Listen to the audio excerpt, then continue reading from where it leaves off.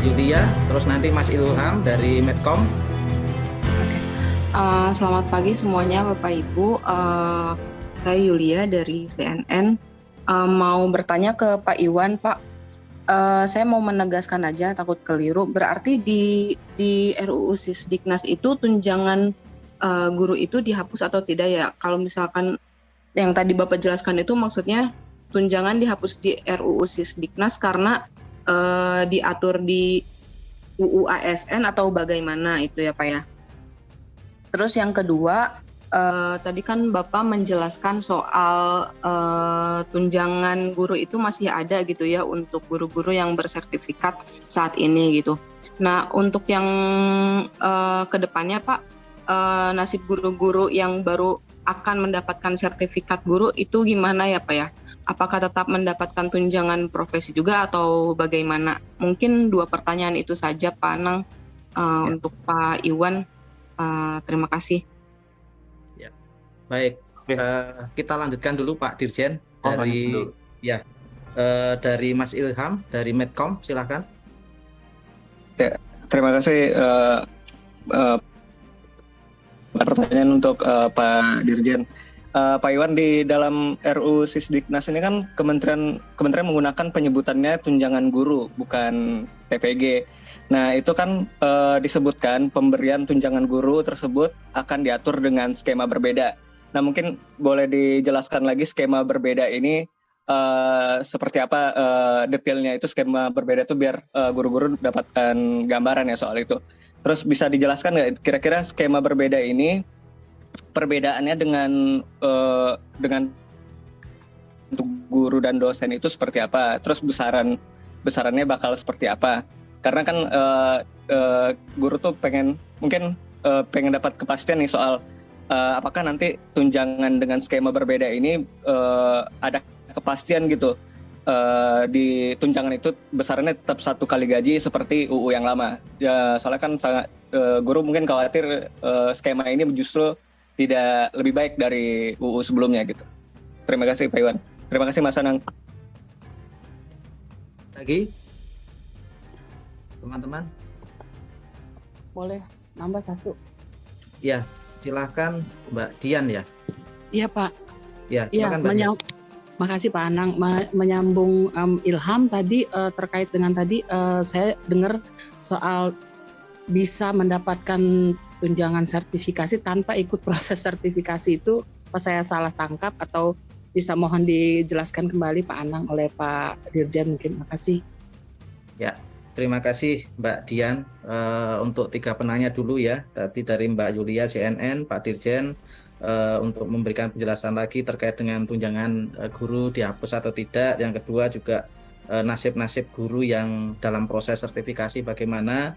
Dan pertanyaan dari Mas Ilham terkait skema berbeda dalam tunjangan guru. Mohon penjelasannya. Dan dari Mbak Dian, guru-guru yang tanpa ikut sertifikasi ini nanti seperti apa tunjangannya. Mungkin itu Pak Dirjen. Silakan direspon Pak Dirjen.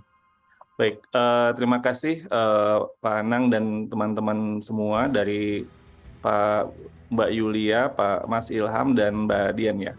Oke, jadi gini, pertama adalah kita tahu pada saat ini sertifikasi itu sebenarnya salah satu terminologi yang diharapkan oleh guru adalah peningkatan kesejahteraan mereka.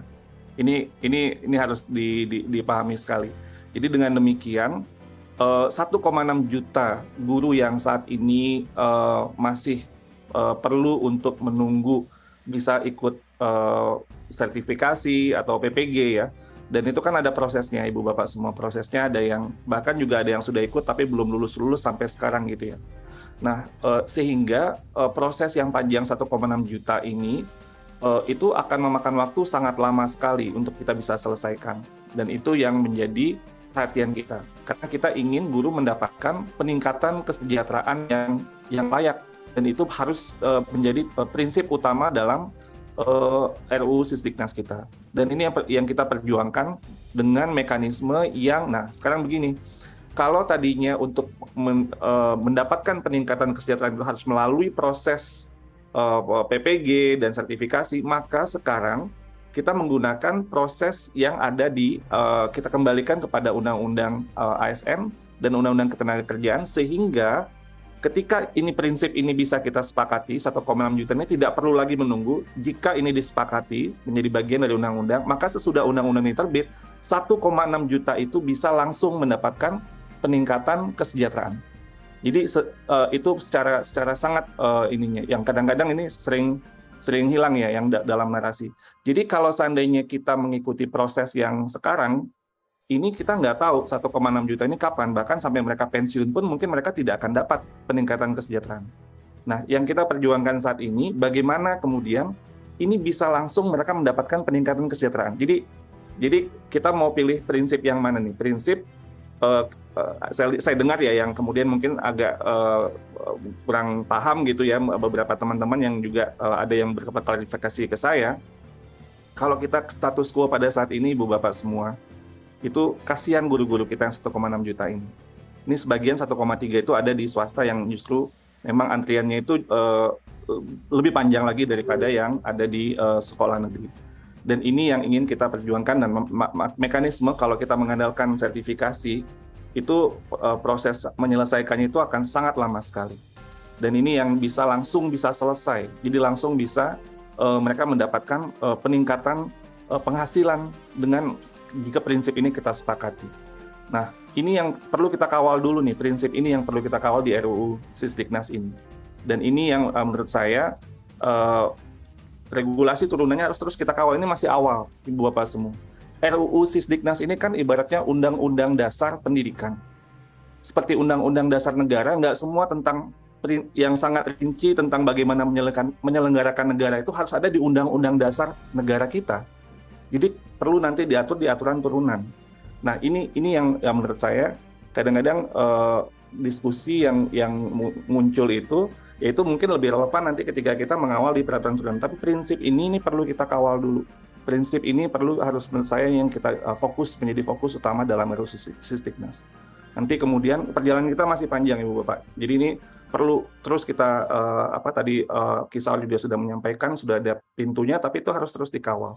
Bunda Teti juga bilang tadi, ini ada catatan yang masih perlu terus kita kawal. Pak Dudung juga sama. Jadi ini hal-hal yang menurut saya harus terus kita. Tapi prinsipnya ini menurut saya, ini hal yang sangat berpihak kepada guru. Sangat berpihak bagaimana guru bisa lebih sejahtera. Dan ini dijamin melalui undang-undang. Dan kemudian ini yang harus kita kawal sama-sama. Dan kenapa saat ini, jadi tidak benar bahwa kita tidak guru itu dalam RUU Sisdiknas menghilangkan untuk tunjangan guru, tapi kita justru ingin meningkatkan dan secara masif gitu ya guru yang ada saat ini, sehingga nanti fokus kepada pendidikan profesi guru itu kita bisa lebih fokus kepada calon-calon guru yang kemudian nanti bisa menjadi tumpuan kita untuk melakukan transformasi guru yang lebih baik. Kapasitas LPTK kita akan bisa lebih fokus kepada guru-guru calon-calon guru. Dan nanti tentunya kita akan terus menjaga ini sama-sama agar kesejahteraan guru kita akan semakin baik dan kualitas guru kita juga semakin baik. Mungkin demikian tanggapan dari saya. Terima kasih, Pak Anang.